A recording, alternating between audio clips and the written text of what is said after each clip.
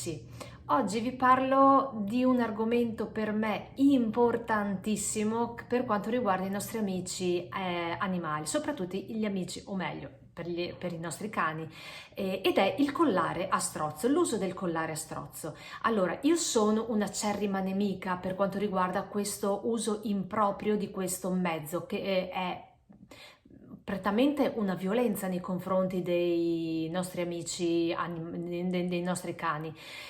Quando un nostro cane, soprattutto quando non riusciamo, soprattutto nel primo periodo che li portiamo fuori, tendenzialmente quando è cucciolo tende a tirare tantissimo e noi tante volte non sappiamo come tenerlo al guinzaglio.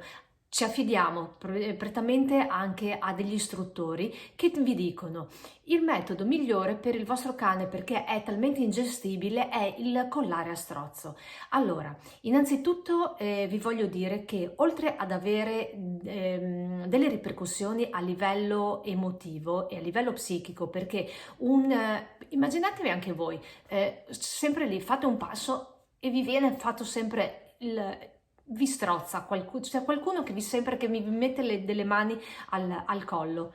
Gli animali diventano ancora più aggressivi e non vi seguiranno mai. Saranno dei cani o comunque che col tempo subiranno delle ripercussioni emotive e quindi o un'aggressività sempre latente, oppure o comunque avranno delle ripercussioni anche a livello depressivo. Quelli che vi dicono che non è vero niente, vabbè, caliamo un velo pietoso. Ma non dimentichiamo che ci sono delle ripercussioni e dei gravi danni che possono provocare, il collare a strozzo può provocare dei gravissimi danni a livello fisico. Innanzitutto ve ne elenco qualcuno perché è giusto che lo sappiate. Possono essere danni ai nervi, perché è sempre sollecitato. Immaginatevi comunque un collare che nel momento in cui un cane tira un attimino e voi vi fermate viene strangolato, quindi ha sempre questi microtraumi che si ripercuotono a livello del sistema nervoso. Ci possono essere paralisi facciali, gravissimi danni alla tiroide, dei danni alle zampe anteriori, quindi ai nervi delle zampe anteriori, e soprattutto anche della colonna cervicale. Alla lunga si è visto comunque che i cani che hanno utilizzato il collare a strozzo hanno avuto dei danni permanenti a livello cervicale. Quindi io non voglio dilungarmi tantissimo in questo video per quanto riguarda questo argomento.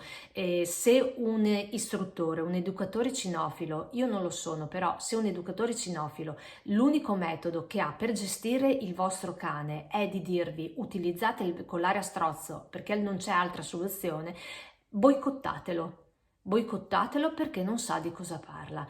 Gli animali hanno bisogno dell'empatia con il loro padrone, hanno bisogno di essere educati e di essere seguiti un giorno 5 minuti, il giorno dopo altri 5 minuti, per dopo andare pian pianino ai 10 minuti, non più di 5-10 minuti al giorno, perché il cane non è come noi che tiene l'attenzione per troppo a lungo, per molto tempo, però quei 5 minuti al giorno finché impara il metodo giusto per stare al guinzaglio e per stare al passo con voi, questo c'è.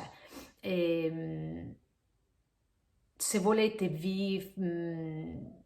potrei anche dirvi come in un altro video come educarlo.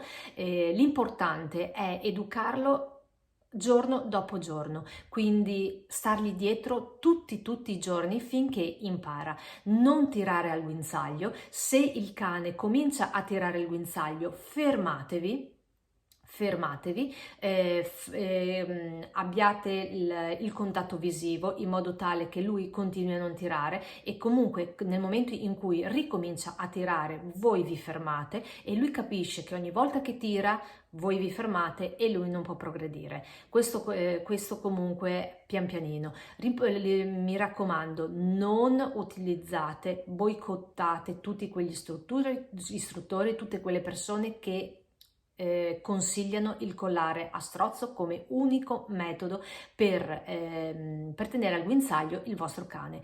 Non c'è cosa peggiore a livello fisico e a livello emotivo per i nostri cuccioli e per i nostri cani che sono entrati nelle nostre famiglie. Abbiate pazienza, il segreto è entrare in empatia e entrare in comunicazione visiva e fisica con il vostro cane.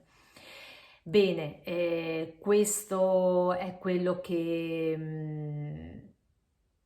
vi consiglio. Spero di esservi stata d'aiuto con questo video che mi sta molto a cuore. Non utilizzatelo, e se lo vedete in negozio lasciatelo là, lasciatelo per quelle persone che se lo mettano loro al collo, non ai vostri cagnetti, va bene? Ci vediamo la prossima volta.